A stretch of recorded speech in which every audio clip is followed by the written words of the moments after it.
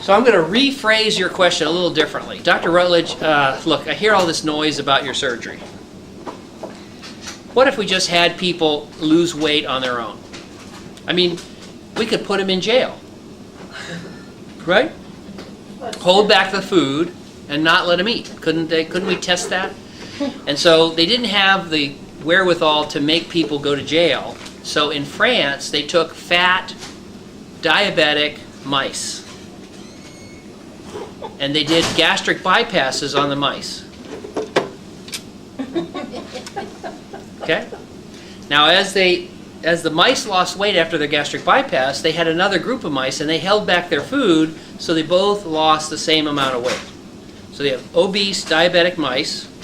They're both losing the same amount of weight, but the gastric bypass mice did much better in curing the diabetes. So it means that the surgery is more than just the weight loss.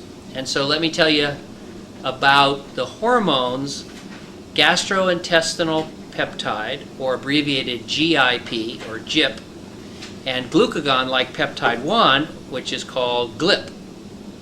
It turns out GLP and GIP affect the sugar in your body like insulin, and they go up with the bypass. So that the body's insulin sugar requirements are affected by the bypass, not just weight loss.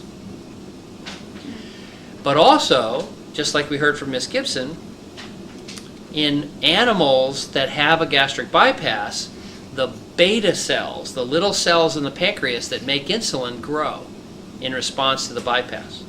So it is possible, what she has found, which is she went from having no insulin to having insulin, might be because the gastric bypass has actually stimulated the development of the insulin-controlling cells in the pancreas. In fact, there have even been rare reports of this going on to extreme. There have been a few case reports of gastric bypass patients who develop so much extra insulin from the pancreas, they suffer from low blood sugar and have to have some of the pancreas taken out because they're having such low blood sugars from the overgrowth of the beta cells in the pancreas. So there's a big hormonal effect of the gastric bypass.